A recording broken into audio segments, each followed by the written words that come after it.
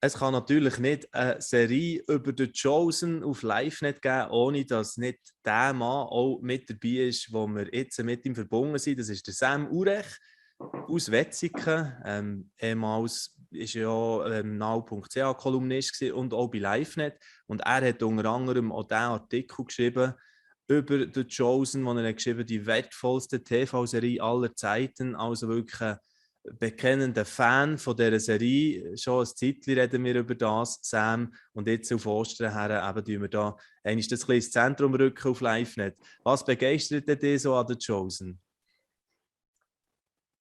Eigentlich fast alles. Es ist eine Serie, die mein Leben ja wirklich sehr geprägt hat, sehr verändert hat.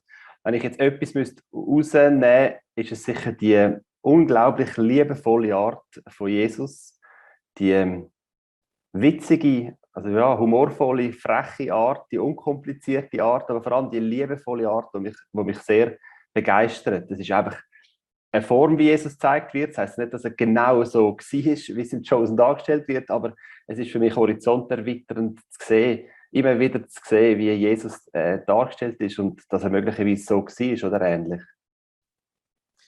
Genau, und das tut ja auch der Regisseur immer wieder betonen, oder? Es ist die Version. Und wäre es nicht interessant, wenn sie so vielleicht wirklich sich im Leben von dieser und dieser Person zugespielt hat? Und könnte ja sehr gut sein. Und es erweitert einem irgendwie so das ganze Blickfeld. Das finde ich auch total faszinierend, wie sie das machen. Und es gibt so eine Frage, die ich in dieser Serie allen stelle, jetzt, Sam, und das ist die nach einer ganz bestimmten Lieblingsszene. Was ist das bei dir? In der zweiten Staffel, in der dritten Folge, gibt es den Moment, wo Jesus den ganzen Tag Leute heilt und zu Leuten redet. Und am Abend sind die Jünger ums Feuer versammelt und der Petrus und der Matthäus sind wieder mal in einem Konflikt. Und es eskaliert fast ein bisschen, also sie stehen auf und es ist richtig eine gereizte Stimmung. Und dann sieht man im Hintergrund, wie Jesus kommt. Und für mich war wie so klar gewesen, wow, jetzt kommt Jesus Ordnung machen. Jetzt greift Jesus dann verbal den Petrus an und tut ihn zurechtweisen. Weil ich bin auf der Seite von Matthäus war, muss ich sagen.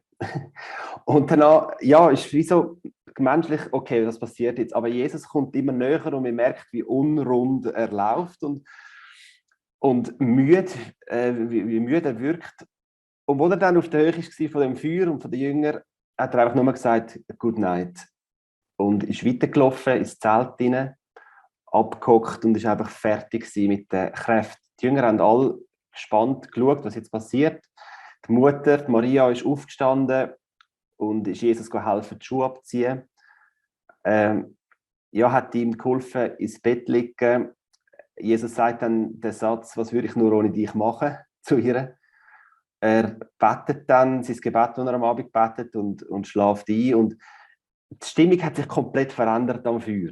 Aus Aggression und Wut, die ist einfach weg gewesen. Jesus ist gekommen und hat nur durch seine Präsenz einfach alles verändert. Und das fasziniert mich so unglaublich, dass Jesus dann nicht muss Recht schaffen oder erklären, wie es jetzt ist, sondern einfach nur, wenn Jesus da ist, wenn seine Gegenwart da ist, verändert es die Stimmung. Und auch der Gedanke, dass Jesus müde war, dass er bis ans Leistungslimit gegangen ist und nicht einfach der erhabene, über alles erhabene Sohn Gottes Superhero war, sondern ein Mensch, der am Abend kaputt war. Ich finde es einfach eine unglaublich berührende Szene. Also wirklich, ja, sehr. So von wegen Work-Life-Balance, so direkt nicht ganz gestummen, wo man doch häufig heute immer zitiert, oder? Ja, genau. Einfach wirklich sein Letztes geben für die Menschen. Ja, genau.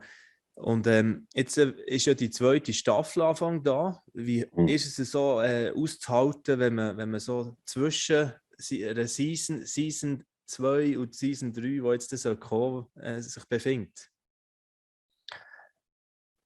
Ich finde es schade, dass es so lange geht. Klar, auf Netflix kennt man das, man muss warten auf die neue Staffel.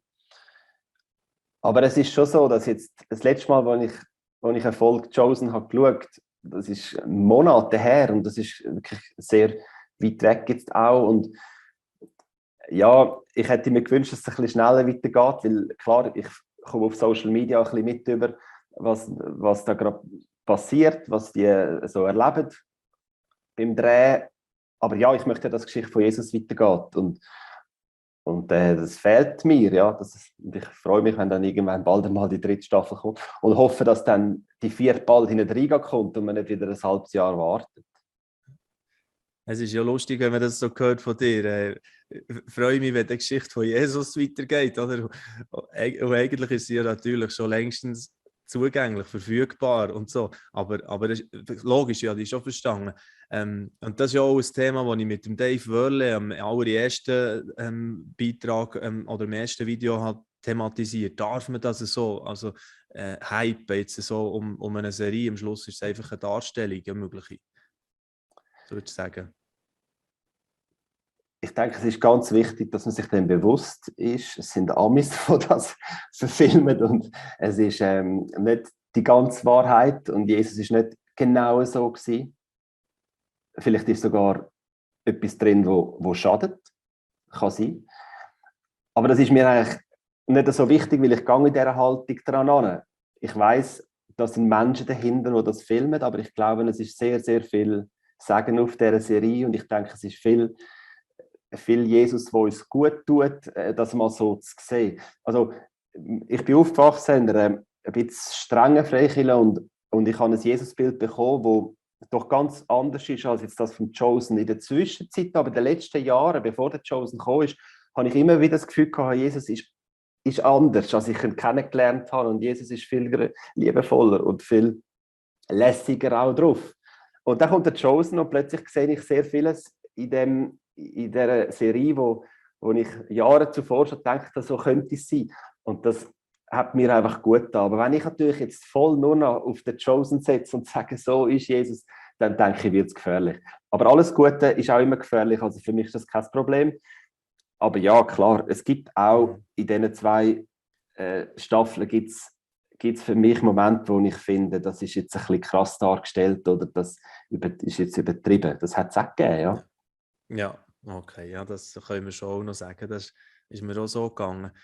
Hey Sam, sehr spannend gewesen, ein bisschen deine Erlebnisse mit der Chosen zu erfahren. Und ich kann dich nicht springen, ohne noch Urti nachzufragen. Jetzt ist ja schon ein paar Wochen her, wo du bei naut.ch als Halleluja-Kolumnist aufgehört hast. Auch bei LiveNet liest man keine neuen Kolumnen mehr von dir. Vermisst du es? Oder wie geht es dir? Hier dabei. Am Schluss noch die schwierigste Frage.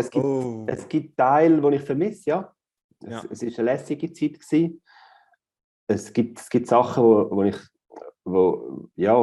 cool sind. Vor allem auch mit Menschen in Kontakt kommen, die die Kolumnen gelesen haben. Das war lässig gewesen. Aber es gibt auch sehr viel, wo ich froh bin, dass es vorbei ist. Alles in allem gesehen ist es gut so, dass es vorbei ist, ja. Danke vielmals, dass wir kurz zusammen berichten über unsere gemeinsame Leidenschaft, der Chosen. Ich wünsche dir eine schöne Zeit. Danke. Bis Ostern, also schöne Ostertage natürlich dann auch. Sie sind ja nicht mehr weit weg. Bis zum nächsten Mal. Danke, Sam. Danke auch. Tschüss. Dieses Video ist nur möglich dank freiwilliger Unterstützung der Community. Unser Ziel ist es, täglich ein neues Video zu veröffentlichen. Um dieses Ziel zu erreichen, suchen wir 365 Videopartner, die uns mit je 150 Franken pro Jahr unterstützen. Als Videopartner trägst du direkt dazu bei, dass noch mehr Menschen das Evangelium hören und im Glauben ermutigt werden.